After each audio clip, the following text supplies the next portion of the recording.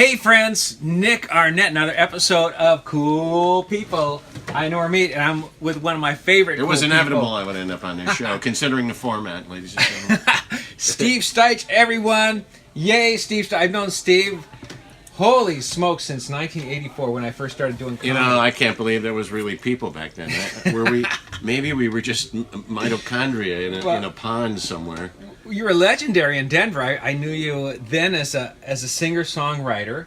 Back when I was in college, you were touring around Colorado State University. Wow, you go back to the music. Way back then. And then you started doing stand-up, very original stand-up. You even wrote your original song pieces, no song parodies, like you did real stuff. So I tried to write original songs and like spare parts and so forth, so that there was a dimension of it that was really unexpected, rather than, once you get into a parody, they go, oh, he's going to sing it to Dust and Wind. Yeah. And now every time he gets to the chorus, it's going to sound like this. And it's too easy. It's too easy.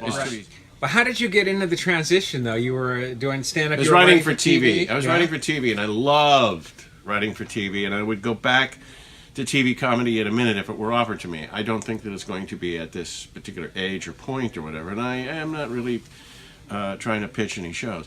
But the thing about television, especially comedy television, is you tend to contribute to the overall in bits and pieces. Mm-hmm. I started to get an appetite for a sense of authorship.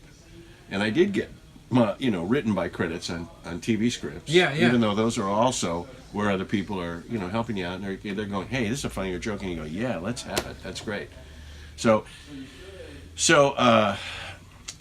I wanted to author stuff, and the thing about playwriting is you can do that. You can write it the way you want it from top to back, and all it's got to do is work when you put it out there. And then briefly, can you explain what the show is about, what the Obit is about? I became concerned about the number of daily newspapers that were going away. In 2008, because of the economic thing that happened in 2008, corporations and corporate Uber companies and so forth, they would look at what can we jettison, what can we get rid of to save money, and the first thing that they got rid of were the daily papers that they owned. Like, that doesn't matter. Who cares? That doesn't matter. That doesn't make any money. It is tough for print papers to make money, but I mean that's the way they thought about it. Well, if that's gone, and there is no good morning, here's kind of what's going on in your town, and your state, and your nation, and it's right there in front of you, and you can tear it out. You can tear out a piece if you want. But I'm saying, I think papers do actually have their place, even now with all the digital. And the thing that concerns me the most is that there was consensus and a group of smart people who used to sit around and go, kind of, how do we represent the town? How do we make a paper that's right for this town? How do we do that?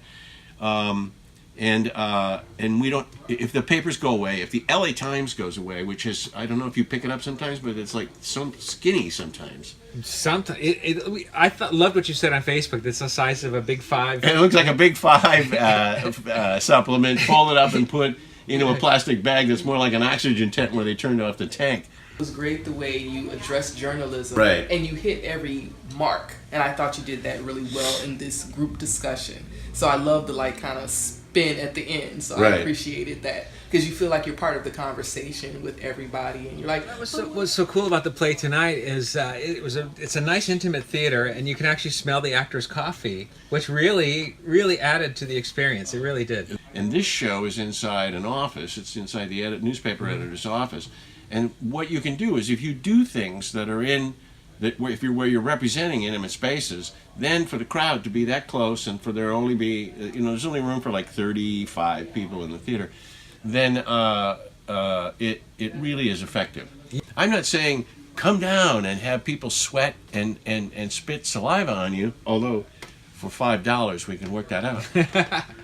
But it's our new high def ticket.